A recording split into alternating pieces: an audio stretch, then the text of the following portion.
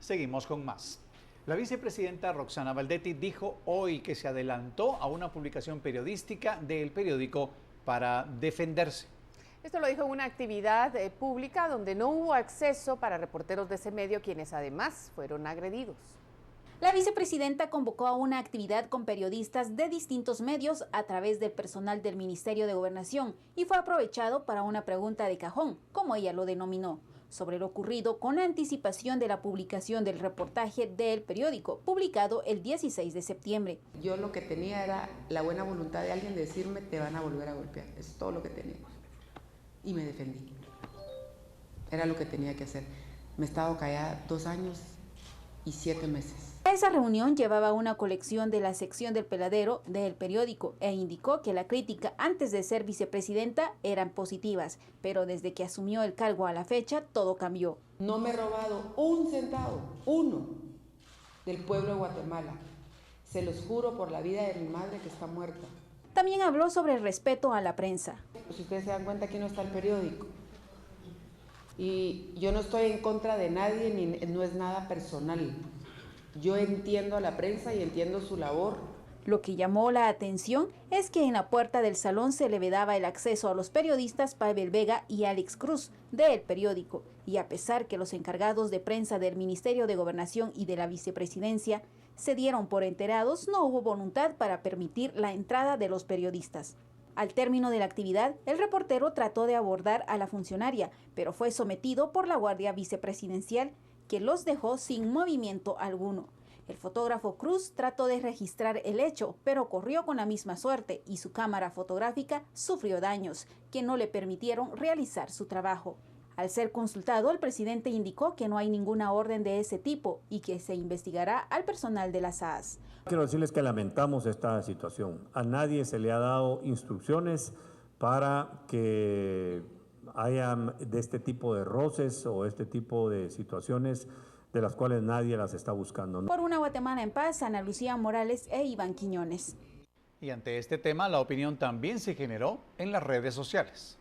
La actitud de la seguridad de la vicepresidenta al impedir el paso de los periodistas del diario El Periódico y las declaraciones de Baldetti, estas son algunas de las opiniones de nuestros seguidores en Facebook.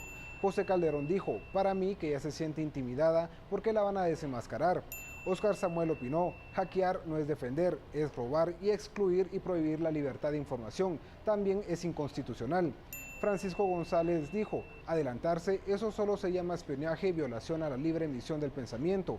Alfonso Alvarado Palencia dijo, bueno, esto también se puede tomar como una provocación por parte de ese medio que ya en realidad busca cualquier excusa para tener confrontaciones con ella. Los invito a que nos sigan en Facebook, donde nos encuentra como Guatevisión, y en Twitter como @Guatevisión_TV. Soy Diego Silva, nos vemos mañana. Continuamos con más. Hoy se dieron diversos cambios en el gabinete y fueron juramentados 2 ministros y un subsecretario de Asuntos Agrarios. También anunciaron el cambio del presidente del Banguat y del gerente del INDE. Carlos Raúl Morales fue juramentado hoy por el presidente Otto Pérez Molina como el nuevo canciller en lugar de Fernando Carrera, quien fue nombrado embajador de Guatemala ante las Naciones Unidas, mientras Ray Pesarossi fue juramentado como ministro de Cultura, luego que Carlos Batzín pusiera a disposición su puesto. Roxana Baldetti dijo que contra un ministro pesa un proceso judicial, además que la falta de liderazgo faltó en las carteras por no exigir el finiquito de sus trabajadores, como el acceso a la información. Pesó mucho las quejas que hay en COPRED de corrupción. No toda la corrupción se puede probar. Aunque se reservó de señalar del cambio de otro ministerio, dijo que se había señalado a un ministro, pero al conocer la situación real, lo rechazó. Además, indicó que es complicado su trabajo por la cantidad de sindicatos que tiene. Por el número descentralizado de unidades ejecutoras que tiene, porque además es una cartera que para los tiempos que estamos viviendo necesita mucho dinero y está obsoleta, de veras está obsoleta. Fredman Armando Pacay-Cuj fue juramentado como subsecretario de Asuntos Agrarios. Pérez también anunció que Julio Roberto Suárez Guerra será el nuevo jefe del Banco de Guatemala en vez de Edgar Barquín. El nuevo gerente del INDE será Jorge José Stalin Sandoval.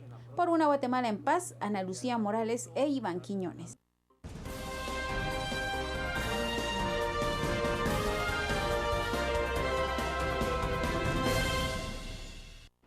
Y con miras a las elecciones, los partidos políticos hicieron eco a las peticiones del movimiento campesino y accedieron a discutir la ley de desarrollo social. Pero en el hemiciclo, esas mismas intenciones de congraciarse con ese sector hizo que los partidos se enfrentaran entre sí.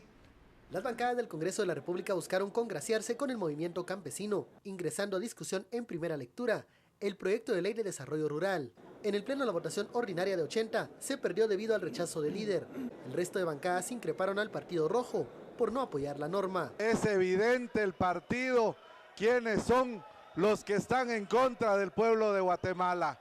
Y van a seguir gritando así, y así hacen campaña, mintiendo, y así han avanzado y van a seguir mintiendo. Las aguas se movieron y entonces el líder, en busca también del favor del movimiento campesino, propuso aprobar la ley de urgencia nacional. Gracias, señor presidente. Nosotros queremos pasar esa ley con 105 votos, con una sola lectura.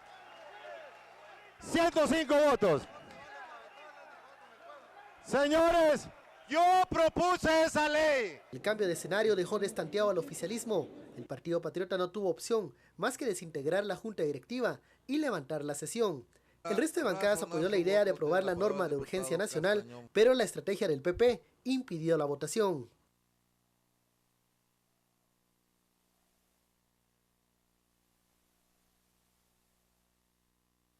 En ningún momento me comprometí a que el día de hoy hiciéramos la ley de desarrollo rural. ¿Por qué, presidente? Porque tenemos que evaluar la ley, no podemos ser irresponsables.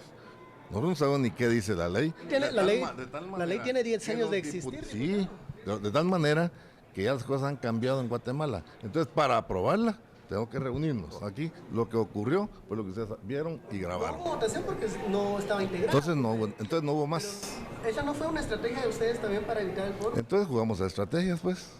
El Comité de Unidad Campesina se sintió traicionado al no obtener ni siquiera la aprobación en primera lectura. Simpatizantes del CUC cerraron las calles provocando que una unidad del Transmetro quedara detenido en el medio.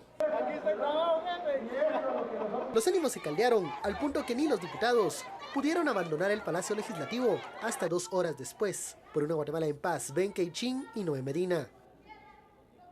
Y vamos ahora a profundizar en temas que los partidos políticos sacarán muy pronto a debate, entre ellos la pobreza, ofrecimientos de leyes, ayudas y programas sociales, todos parte de la oferta electoral del próximo año. Es por eso que hay que poner atención cuando los políticos hablan sobre soluciones. En el segmento Cara a Cara hablamos con 2 consultores de política social y esto fue lo que nos comentaron. Se ha dicho sobre la pobreza y pobreza extrema, pero ¿quiénes sufren este problema social?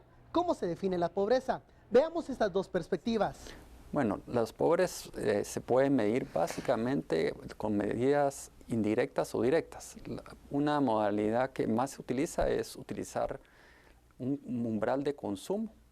Y los que están por debajo de ese umbral de consumo se dice que son pobres y los que están por encima que no son no pobres.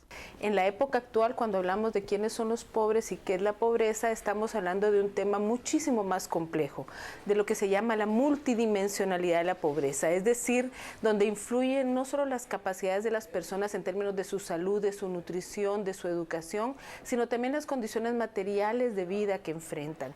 Y también significa, sobre todo, las oportunidades reales que tienen de tener acceso a activos productivos, a poder tener un empleo, a poder tener oportunidades económicas y de participación política en la sociedad. A ver, ¿cuál debería ser el papel del Estado en el combate a la pobreza? Bueno, básicamente tiene que hacer las funciones de promover y brindar oportunidades a estas personas para que salgan de esa condición. Y para eso requiere dar condiciones adecuadas para mejorar las condiciones económicas para que por su propio esfuerzo puedan salir adelante, pero además brindar una adecuada red de protección social. El papel del Estado es fundamental para poder conducir al conjunto de la sociedad hacia la solución de los problemas de desarrollo y de la pobreza. Normalmente se piensa que los pobres deben ser el sujeto de la intervención del Estado cuando es el conjunto de la sociedad. Entonces, ¿cuál es su papel? Primero, direccionar una visión de desarrollo Y segundo, crear las condiciones para que las personas y las comunidades se puedan involucrar en los procesos productivos, en los procesos económicos y los procesos políticos de la sociedad. Todos los programas de gobierno han contemplado estrategias para combatir la pobreza, pero estos han fracasado. ¿Por qué? Bueno, porque es un discurso político atractivo. Recuérdese que la principal parte del electorado guatemalteco vive en situación de pobreza. Entonces, que esté en el discurso ya es casi obligatorio y se ve mal que no esté. El tema es que la mayoría de los partidos políticos no han hecho, digamos, el esfuerzo, no tienen una agenda real de reducción de la pobreza que se traduce en dos cosas. Una, en interés real. Y la otra en medidas específicas que usted pueda definir a priori y conocer a priori de qué es lo que van a hacer. Y lo tercero es que tampoco le dicen con qué recursos lo van a hacer ni cuánto les va a costar. En mi opinión, el principal desafío tiene que ver con el diseño institucional en el que se insertan esos programas y que en definitiva no logran funcionar de manera coordinada y sinérgica, sino más bien es fragmentada y en algunos casos incluso con problemas de transparencia y promoción de prácticas clientelales. En el momento de escuchar la oferta electoral para combatir la pobreza, ¿qué debemos exigirle a los partidos políticos? Bueno, básicamente es importante conocer en detalle el cómo se pretende atender esta problemática y no solo qué se piensa hacer. Los planes generalmente presentan programas o indicadores muy generales de lo que se quiere hacer, pero no entran a mucho detalle. Y ahí es donde pueden darse cuenta los ciudadanos de qué tan factible es que se puedan implementar. Primero tienen que definir concretamente qué van a hacer en términos de política económica. En los últimos años, toda la discusión sobre pobreza se ha centrado en la política social, la cual es importante y además necesaria, ¿verdad?, por las desigualdades que hay. Pero política social acá, por ejemplo, se entiende únicamente como programas de transferencias monetarias u otro tipo de formas asistenciales. Necesarias, mas no suficientes. Necesitamos saber qué van a hacer en materia de política económica para generar empleo. Un problema estructural como la pobreza no podrá ser resuelto en 4 años, coinciden los analistas. Pero el cómo implementar las políticas sociales puede impactar la vida de los ciudadanos. Un tema que seguiremos discutiendo en otro Cara a Cara.